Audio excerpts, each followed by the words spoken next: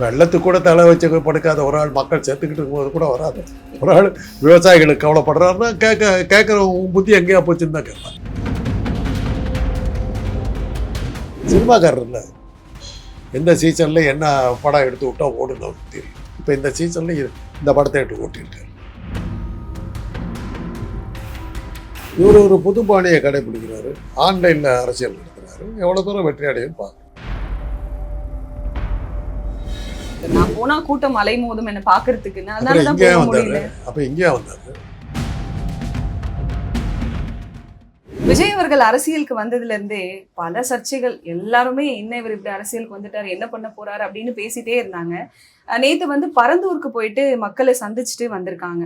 இதுக்கு முன்னாடி மக்கள் அவர் என்ன சொன்னாங்கன்னா, என்ன விஜய் ஒர்க் ஃப்ரம் ஹோம் பண்றாரு அப்படின்னு சொன்னாங்க. மக்களை சந்திக்காத போது நேர்ல போய் சந்திச்சு பேசினா விஜய்க்கு பேசவே தெரியல, என்ன அரசியல் பண்றாரு அப்படின்னு கேக்குறாங்க. ஏன் இப்பதான் வளர்ந்துட்டு வர்றாரு, அவர் விருப்பப்பட்டு வந்த மாதிரி தெரியல. எனக்கு தெரியும் ஏதோ மக்கள் பிரச்சனைகள்லாம் இருக்கும்போது ஒரு நடிகை விட்டு திருமணத்துக்கு போகிறது, இந்த மாதிரி சினிமா விஷயத்த தான் கான்சென்ட்ரேட் பண்ணார் ஒழிய அரசியலை ஒரு கான்சென்ட்ரேட் பண்ண மாதிரி தெரியல. இது கூட யாரோ கட்டாயப்படுத்தி இது பண்ணியிருக்காங்க. வேனை வேன்லேயே கையாட்டிட்டு போயிட்டார். ஒரு பொதுமக்களை இறங்கி பார்க்கணும் கேட்கணுங்கிற ஒருவேளை நாங்கள்லாம் கொஞ்சம் ஓல்ட் டைமர்ஸு, மக்களோட மக்களாக இருந்தால் தான் அரசியலில் ஜெயிக்க முடியும்னு நாங்கள் நினச்சோம். இவர் ஒரு புது பாணியை கடைபிடிக்கிறாரு, ஆன்லைனில் அரசியல் நடத்துகிறாரு. எவ்வளோ தூரம் வெற்றி அடையும் பார்த்தாங்க.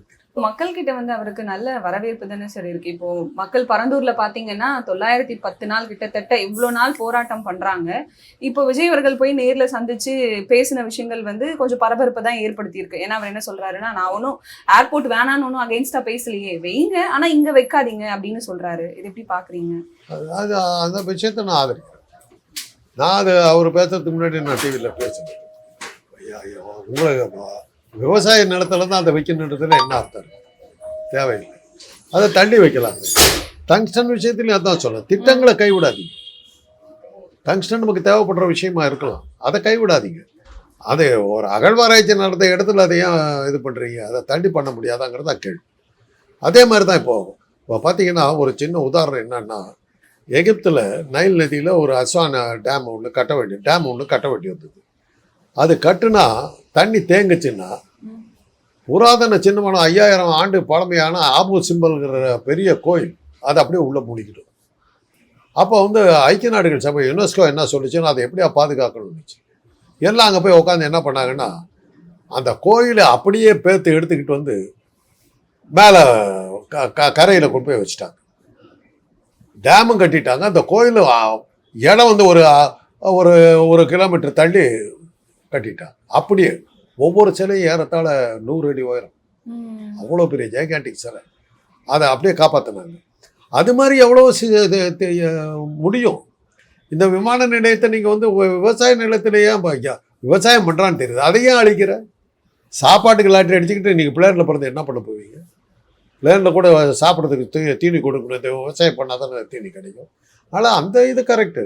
என்ன அதில் ஒரு பதிவு ஒன்று பார்த்தேன், அவர் பேசுகிறது இப்போ சரி வேறு இடத்த நீயே சொல்லாம்ப்பா அப்படின்னு கேட்டாங்க. அதுக்கு ஐடியா இல்லை அவர்கிட்ட. சொல்லிடலாம், ஒரு விவசாய நிலம் இருக்கிறது அங்கே இருக்கவங்களுக்கு தெரியாமல் இருக்குமாங்கிறது ஒரு கேள்வி. ஆனால் இன்றைக்கி இருக்கிற அதிகாரிகளை பற்றி நம்மளால் சொல்ல முடியல. நாங்கள் அதிகாரத்தில் இருந்தபோது எங்கள் பயிற்சி வேறு, இன்றைக்கி இருக்கிற அதிகாரியுடைய பயிற்சி வேறு. யார் என்ன காரணத்தினால எதை செய்கிறாங்கன்னு தெரியல. ஏன்னா இந்த நதிகளை அழிக்கிறதும் நீர்நிலைகளை ஒழிச்சு கட்டுறதுலையும் நம்ம தமிழ்நாட்டு ஆளுங்களுக்கு அடிச்சுக்கிறதுக்கு ஆளே கிடையாது. உதாரணத்துக்கு சொன்னோம்னாக்க, நான் ஒரு பொறியியல் கல்லூரியில் வேலை பார்க்குறேன், ஆவடிக்கு பக்கத்தில் இருக்குது. போகிற வழியில் அம்பத்தூர், ஐயப்பாக்கம் இதெல்லாம் தாண்டி போகிறேன், திருமலை வாயிலாம் தாண்டி போகிறேன். ஏரிகளாக ரொம்ப இருக்குது. பெரிய ஐயப்பாக்கம் ஏரின்னு அவ்வளோ பெரிய ஏரி இருக்குது.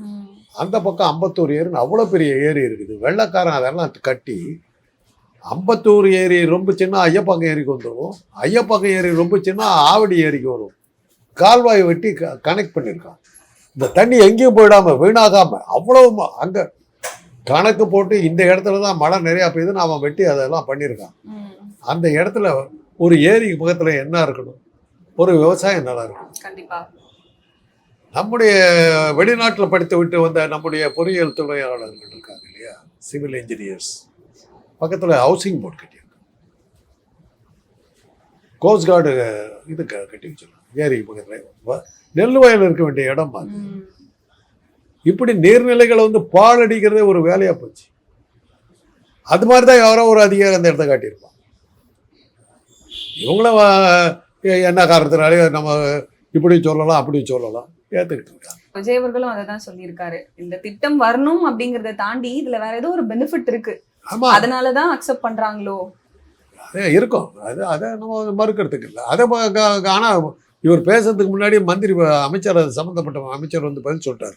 நிலத்தை இது பண்ணுறதுல வந்து எந்த பிரச்சனையும் இல்லை, அதை நாங்கள் இதெல்லாம் கவனத்தில் வச்சுக்கிட்டு நாங்கள் பண்ணுறோம். இவர் பேசுறதுக்கு முன்னாடி அவர் சொல்லிட்டார். சொன்னதுக்கப்புறம் தான் இவர் வந்தார். ஆனால் இவருடைய போராட்டம் வந்து யாருக்கு எகென்ஸ்டாருனாக்கா ஒன்றிய அரசுக்கு தான் எகென்ஸ்டார். ஏன் பரந்தூரில் வைக்கணுங்கிற அந்த கேள்வியாக இருக்குது. இதெல்லாம் வந்து சிலதெல்லாம் வந்து ஏன்னா விமான நிலையம் அமைக்கிறதுக்கு வந்து டங்ஸ்டன் இதே வந்து சுரங்கம் தோன்றது ஒன்றிய அரசு தான் சொல்லிச்சு. தமிழ்நாடு அரசு முடியாதுன்னுச்சு. இப்போ இதுக்கு வந்து மக்கள் எதிர்ப்பு வருதுன்னுமோ மக்கள் அதை எதிர்ப்பு வருதுன்னு நம்ம வைக்க முடியாதுன்னு அவங்க சொல்லலாம். பார்க்கணும். விஜய் அவர்கள் வந்து தொடர்ந்து அரசியலுக்கு வந்ததுல இருந்து ஆரம்பத்துல இருந்து அவர் எதிர்க்கிற ஒரு முக்கிய 2 கட்சிகள்னா டிஎம்கேவும் பிஜேபியும் தான். தொடர்ந்து அவர் சொல்லிட்டே இருக்காரு, இந்த ஆட்சி வந்து தப்பா நடக்குது, மக்களை வந்து தவறா நடத்துறாங்க அப்படின்னு சொல்லிட்டு. எப்படி பாக்குறீங்க? நீங்க சொன்னதுல ஒரு மாற்றம். விஜய் வந்து எதிர்த்து பேசுனது 2 பேர்த்த தான், சீமானையும் டிஎம்கேயும் தான். விஜய் எதிர்த்து அவங்க 2 பேரும் சீமானாவது பேசியிருக்கலாம், டிஎம்கே அவரை பற்றி சட்டையே பண்ணல. நீங்களா வந்து அவரை பார்த்து பயந்துட்டாங்கன்னு கிளப்பி விட பார்க்குறீங்க. அந்த திமுககாரர் யாரும் விஜய்க்கு வந்து பதில் சொல்லிக்கிட்டு இருக்கலையே. பழனிசாமி தான் வந்து என்னோட கூட்டணி சேர்க்கிறதுக்கு பேசுகிறாருங்கிறதெல்லாம் தகவல் வருது. சீமான் போய் அவர்கிட்ட சேர பார்த்தாரு, அவர் சேர்த்திக்க மாட்டேன்ட்டார். இப்படி தான் நடந்தது. திமுகவில் யார் அவரை பார்த்து இது பண்ணாங்க, யாரை இது பண்ணாங்க இல்லை. இப்போ அவர் பண்ணுற விஷயங்களுக்கு நிறைய பேர் பதிலடி கொடுக்குறாங்க. பரந்தூரில் போய் அவர் பேசிட்டு வந்ததுக்கப்புறம் ஸ்ரீகர் பாபு அவர் கூட என்ன பேசியிருந்தாருன்னா, அண்ணா ஆசாரிய மாதிரி வேணா விரதம் இருக்க சொல்லுங்க, உண்ணாவிரதம் இருக்க சொல்லுங்க அப்படிங்கிற மாதிரி சொல்லியிருந்தாரு. ஆக என்ன சொல்கிறாங்க, கிண்டல் பண்ணுறாங்க. அதுக்கு காரணம் மீடியாக்கள் கொடுக்குற விளம்பரம். உங்களுக்கு ஒன்று சொல்லிடுறோமா, 10வது தடவையாக சொல்கிறேன். மீடியாக்கள் ஒருத்தர் வந்து விளம்பரப்படுத்தலாம், தலைவராக்கிட முடியாது. அவ்வளோதான். தலைவருக்குன்னு சில குவாலிட்டிஸ் இருக்குது, அதெல்லாம் இல்லைன்னா நடக்காது. எத்தனையோ நடிகர்கள் வந்துட்டாங்க, இவர் அடுத்த ஆள். அவ்வளோதான். 910 நாளாக நடக்குது. இவர் கட்சி ஆரம்பித்து 1.5 வருஷம் ஆச்சு. ஒரு நாள் கூட போய் இந்த போராட்டத்தில் கலந்துக்கிட்டு இன்றைக்கே போகிறாரு. நாளைக்கு வந்து அந்த தமிழ்நாடு அரசாங்கம் அதை வந்து வேண்டாம் சொல்லி இடத்த மாற்றுறதுக்கான திட்டங்கள் இருக்கிறது உங்களோட தெரிஞ்சிருக்கும். என்ன சொல்லுவார், என்ன நான் சொன்னதுனால தான் இதை நடந்தது. நாளைக்கு நீங்களே வந்து பேட்டி எடுப்பீங்க, விஜய் சொன்னதால் திமுக பயந்து விட்டதா அப்படின்னு கேட்பீங்க. அவ்வளோதான். தெரிஞ்சிருக்கும், அதிகாரிகள் மூலமாக தெரிஞ்சிருக்கும். இடத்த மாற்ற போகிறாங்க, நீங்கள் சொன்னதாக காட்டி விட்டு ஒரு ஷோ பண்ணுங்க அப்படின்னு பண்ணியிருப்பார். சினிமாக்காரர் இல்லை, எந்த சீசனில் என்ன படம் எடுத்து விட்டால் ஓடுன்னு அவருக்கு தெரியும். இப்போ இந்த சீசனில் இந்த படத்தை எடுத்து ஓட்டியிருக்காரு. வெள்ளத்துக்கு கூட தலை வச்சு படுக்காத ஒரு ஆள் மக்கள் செத்துக்கிட்டு இருக்கும்போது கூட வராது. ஒரு ஆள் விவசாயிகளுக்கு கவலைப்படுறாருன்னா கேட்குற புத்தி எங்கேயா போச்சுன்னு தான் கேட்பார். இல்ல, அதுக்கு கூட அவர் ப்ராப்பரா ரெஸ்பான்ஸ் பண்ணியிருந்தாரு. இல்ல சார், நான் போனா கூட்டம் அலை மோதும் என்ன பாக்குறதுக்குன்னு. அப்ப இங்கேயா வந்தாரு. வெள்ளத்துல முழுகிற இடத்துலயே கூட்டம் வரும்னு இது மக்கள்லாம் நொந்துக்கிட்டு போன இடத்துலயே கூட்டம் வரும்னு போகாத ஆளு இங்கே வெள்ளம் இல்லை ஒன்றும் இல்லை, மக்கள் நல்லா இருக்கிற இடத்துல வந்து ஏன்னத்துக்கு கூட்டம் போடுறாரு. இங்கே கூட்டம் வராதா? அவர் எடுத்து வந்து அவரே சாப்பிட்றாரு. அவ்வளோதான். எக்ஸாம்பிளுக்கு எடுத்துக்கணும் அப்படின்னா, அவர் மாநாடு நடத்தினார். அப்பவே எவ்வளோ ரெஸ்ட்ரிக்ஷன்ஸ் கொடுத்தாங்க, இந்த மாதிரியான ப்ராசஸ் எல்லாம் பண்ணுங்க, இப்படி பண்ணுங்கன்னு சொல்லிட்டு. இப்போ பரந்தூருக்கு போறதுக்குமே அவருக்கு அவ்வளோ ரெஸ்ட்ரிக்ஷன்ஸ் இருந்துச்சு. ஏன் ஆளும் கட்சி வந்து அவருக்கு அவ்வளோ ரெஸ்ட்ரிக்ஷன்ஸ் கொடுக்குறாங்க? சரி, இப்போ நீங்கள் சொன்னதுல அந்த மாநாட்டுக்கு வந்த கூட்டத்தை கட்டுப்படுத்தி நிறுத்திட்டாங்களா? இல்லை. அப்போ நீங்கள் சொன்னதுக்கு என்ன ஆதாரம்? அரசாங்கம் தடை விதித்தது, மக்கள் வரக்கூடாதுன்னு நிறுத்தினாங்க, பஸ் அங்கே நிறுத்திவிட்டாங்க, எல்லாம் வந்தாங்க, கூட்டம் இருந்தது. ட்ரோனில் எடுத்தீங்க, க்ளோஸ்அப் ஷாட்டே காட்டல, அது யாருக்கு வந்த கூட்டம் தெரியாது. மீடியாக்கள் பண்ண இது அதை பெருசாக காட்டுறதுக்கு என்னென்னமோ பண்ணீங்க. ஒரு மீடியா வந்து 15 கிலோமீட்டர் தூரத்துக்கு வண்டிகள் நிற்கின்றன, கார் பார்க் ரொம்ப விட்டதுங்கிறாரு வர்ணனையாளர். கேமரா எங்கே காட்டிக்கிறதோ எம்டி கார் பார்க்கை காட்டிக்கிட்டு, அதை கூட கவனிக்கல, அவர் பாட்டுக்கு பேசிக்கிட்டு இருக்காரு. சிரித்தோம், பார்த்து சிரித்தோம். 15 கிலோமீட்டர்னா வண்டி அங்கே ஒரு 10 வண்டி நிற்கிறது, அதையே திருப்பி காட்டிக்கிட்டு இருக்காங்க. காட்டணும் இல்லை. நீங்கள் சொன்ன மாதிரி அரசாங்கம் வந்து தடை விதித்து எவ்வளோ தடுக்க பார்த்தாங்க, வந்துட்டாங்கன்னாக்கா எப்படி வந்தாங்க அரசாங்கத்தோட தடையை மீறி? இது உங்கள் கேள்விக்கு தடுக்க பார்த்தாங்கன்னு சரி, மண்டபத்துக்குள்ளார தான் இருக்கணும்னாங்க, இவருக்கு தான் கோடிக்கணக்கான ரசிகர்கள் இருக்காங்க. மண்டபத்துக்கு வெளியில் நிற்க வேண்டியது தானே, ஏன் வரல ஜனங்க? கூட்டத்தையே காட்டலையே. அந்த வேண்டன் நின்று பேசுறது மாத்திரம் சாமர்த்தியமாக கேமரா அங்கேயே வச்சு விட்டு போயிட்டீங்களே, ஏன் அப்படி காப்பாற்றுறீங்க? முயற்சி பண்ணுறீங்க ஒரு ஆளை தூக்கி விடுறதுக்கு. அதை தான் சொல்கிறேன், விளம்பரப்படுத்தலாம், தலைவனாக்கிட முடியாது. இப்போ விஜய் அவர்கள் வந்து அரசியலுக்கு வந்ததுல இருந்து நம்ம சொன்ன மாதிரி 1008 பிரச்சனைகள் இருக்கு, அவர் மக்களை சந்திக்கல, அப்புறம் ஒர்க் ஃப்ரம் ஹோம் பண்றாரு, இந்த மாதிரியான நிறைய விஷயங்கள் பேசினாலும் அவர் ஒவ்வொரு முறை ரெஜிஸ்டர் பண்றது என்னன்னா, நான் மக்களுக்காக தான் அரசியலுக்கு வந்திருக்கேன், மக்களுக்கு நல்லது பண்றதுக்காக தான் வந்திருக்கேன். நேற்று பேசும்போது கூட அவர் என்ன சொன்னாருன்னா, என்னோட களப்பணி வந்து உங்ககிட்ட இருந்து தான் ஸ்டார்ட் ஆகணும். எப்படி நம்ம வீட்டுக்கு பெரியவங்க முக்கியமோ அந்த மாதிரி நம்ம நாட்டுக்கு விவசாயிகள் ரொம்ப முக்கியம், உங்க காலடி மண் இருக்கிற இடத்துல இருந்து தான் என்னோட களப்பணி ஸ்டார்ட் ஆகணும் அப்படின்னு சொல்லியிருக்காரு. எப்படி பாக்குறீங்க? எதுவுமே சொந்தத்தில் பேச மாட்டேங்கிறார். எழுதி கொடுத்து இந்த பேசுறாரு. டாபிக் வந்து மம்முட்டி பேசணும். உழவன் சேத்துல கால் வச்சாதான்டா நமக்கு சோத்துல கை வைக்க முடியும்னார். அந்த டைலாக் எல்லாம் பேசிட்டாங்க, முதல்ல பேசிட்டாங்க. எந்த கட்சி வந்து மக்களுக்கு கெடுதல் செய்வதற்காக நான் கட்சி ஆரம்பிச்சிருக்கேன்னு சொல்லியிருக்கேன், சொல்லுங்க பார்க்கலாம். ஏதாவது ஒரு அரசியல் கட்சி உங்களை ஒழித்து கட்டுவதற்கு தான் நான் அரசியல் கட்சி ஆரம்பித்திருக்கேன், உங்களை கெடுதல் செய்வதற்கு தான் வந்து எல்லாரும் சொல்கிற டைலாக்மா. இப்போ பாவம் தம்பி சின்ன பையன், அவர் ஓவராக பேசக்கூடாது. வரட்டும் முயற்சி பண்ணுறாரு, கட்டாயத்தின் பேரில் வர்றாருங்கிறது மாத்திரம் திட்டவட்டமாக தெரியுது. பார்க்கலாம், சமாளிங்க, அவ்வளோ சுலபம் இல்லை, பார்ப்போம், முயற்சி பண்ணுங்க. Okay sir. ஏன்னா சினிமாவில் சுலபமான வெற்றி அவருக்கு, அவர் ஒன்றும் எஃபர்ட் எடுத்து வரல, எப்படியோ வந்து இப்போ பெரிய ஸ்டார் ஆகிட்டார். நல்லா ஆச்சரியப்பட்டு போனேன். ஏன்னா அவரை பற்றி விமர்சனங்கள்லாம் அந்த காலத்தில் வேடிக்கையாக இருந்தது. ஒரு பத்திரிகை எழுதுனாங்க, இவர் வர்ற காட்சிகளெல்லாம் ரசிகர்கள் எந்திரிச்சு போய் வெளியில் சிகரெட் குடிக்க போகிறாங்கங்கிறதெல்லாம் இவருக்கு வந்து விமர்சனம். இன்றைக்கி ஒன்றும் சொல்லிக்கிற மாதிரியான இவரால் படம் ஓடிச்சுன்னு எந்த படத்தையும் சொல்ல முடியாது.